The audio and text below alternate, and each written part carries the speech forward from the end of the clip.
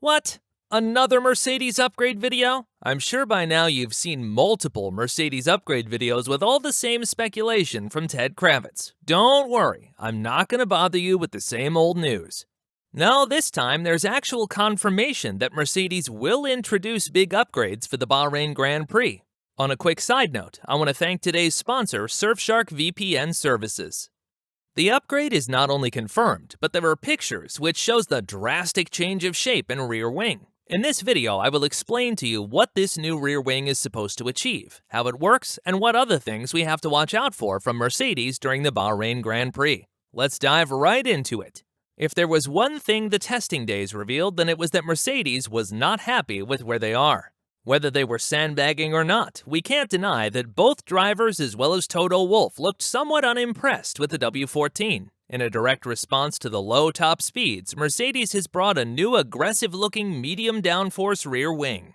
During the 3 testing days, Mercedes was on average 10 km per hour slower on the straights compared to Ferrari and Red Bull. Mike Elliott, technical director of Mercedes, already admitted last week, "We are probably not wearing the same wing when we come racing next week." Many fans saw this as a big sign that Mercedes was sandbagging, which was heavily questioned by multiple other YouTube content creators, including myself.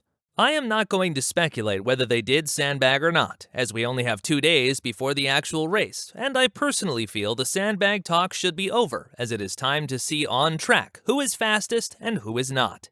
So let's go back to the actual rear wing. The rear wing generates less downforce and as a direct result, also less drag. This will give Mercedes a top speed boost, but as a consequence, they will have less downforce in the corners. Is this a problem? Not necessarily.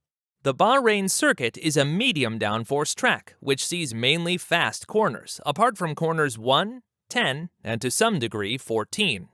Another reason why the medium downforce rear wing can be used is because of the new downforce levels created by various components of the car. Whereas the previous generation, pre-2022 cars, generated their downforce in a relative equal manner between front and rear wing as well as the floor, the 2022 generation cars produce up to 2/3 of their downforce through the floor. The Venturi-like floors create a vacuum under the car the faster the car goes on the straight. However, as we have seen last year, some cars were sucked to the ground so hard that their floor hit the track and porpoising started. But before we go more in detail about Mercedes' upgraded car and what to watch out for, I want to quickly remind everyone that the mandatory height of the car in a standing still position has been increased. The front of the car needs to sit 10 mm higher and the rear 15 mm to reduce the risk of porpoising issues. This new regulation drastically impacted the performance of the car, as the new ground effect regulations are sensitive to the underflow underneath the floor. Since 2/3 of the generated downforce come from the floor, engineers had to redesign parts of their car to bring back lost performance. How some teams have been able to do it will be explained later in this video, as I first want to go back to Mercedes and their upgrade. If you look closely, you can see that the rear wing consists of 2 components. These components have a more horizontal shape instead of the usual vertical shape a high downforce wing normally looks like. Because the wing is more horizontal shaped, it allows for less drag as less air particles hit the rear wing. As a result, the Mercedes will have a higher top speed, but less downforce in the corners. So what does Elliott have to say about the new upgrade? We have developed the car's aerodynamic efficiency quite a lot over the winter. Where we choose to run the race is about how we think is the best way to run the race. Obviously, in testing, it is just about trying to understand, and so we have not done any work moving up and down in terms of downforce levels. We have kept it constant and tried to get all the data we can from the car to understand as much as we can and the issues we may face, and just build from there. Elliott's words are greatly encouraging for everyone who favors Mercedes. It was sometimes painful to see the W14 slide around on the second day of testing, but the third day proved that the car has potential. So besides the new upgrade, what else should we watch Mercedes for during the Bahrain Grand Prix? Foremost, did Mercedes finally get rid of all the porpoising issues? The reason why I ask this is because Helmut Marko openly questions whether Mercedes solved all of their issues. Bahrain is quite a bumpy track in nature, and Marko has his own theory of why Mercedes still seems to have porpoising issues. He said to OE24, "Surprisingly enough, both Ferrari and Mercedes still had porpoising issues. They seem to have tackled it with the chassis and it seems to work normally, but did they already drive at full speed? And more importantly, how much fuel did they have? Now, I understand that Helmut Marko often says things which does not always make a lot of sense, but hear me out. The increased ride height settings only account for a standing still position.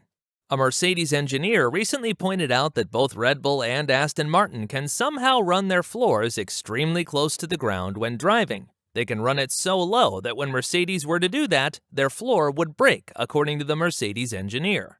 However, the lower the floor sits above the track, the less drag and the greater the ground effect. This allows the Red Bull and Aston Martin to go faster on the straights and quicker in the corners.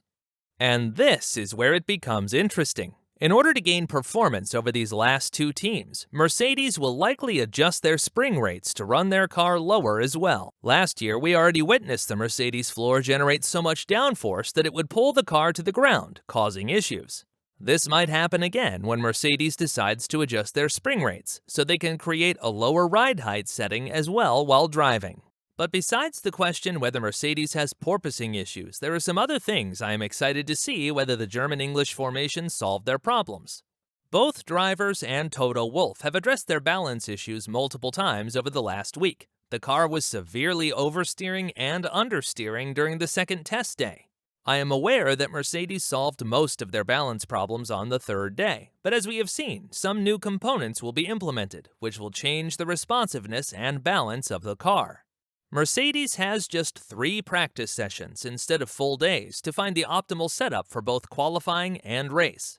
Depending on what top speeds they can bring to the table this year, as they were vastly outpaced on the tracks last year, they might have to make a decision whether they go for a better qualifying car or for a better race car. The biggest difference between these two setups are in the camber and toe angle of the tires. A more aggressive setting with sharper angles allows for a more aggressive usage of the tires, which provides more grip, but also increases tire degradation. It is crucial for a team to find the optimal balance between a qualifying car and a race car. Drivers can also play with the differential to change the rotation speeds of their tires. A more open differential allows for different turning speeds of the tires, and therefore has lower tire degradation, but as a result, overall traction will be reduced. Another crucial factor is the overall downforce level. Because a car is lighter in qualifying conditions, it needs less downforce to reach the same cornering speeds as when the car is in race trim and loaded with fuel. However, less downforce also results in a higher tire degradation, which can dramatically impact the performance of the car. It will be interesting to see how Mercedes will handle this situation, as one of their key strong points in the second half of last season was the managing of their tires. Nonetheless, the Bahrain Grand Prix is set to be an interesting race with multiple teams seemingly having made a step forward compared to last year. What do you expect from the Mercedes upgrade? Do you think they will be in the fight with Ferrari and Red Bull? And foremost, what are you most excited to watch for during the Grand Prix of Bahrain? If you liked this video, please like and subscribe to my channel so you never miss out on the world of Formula One.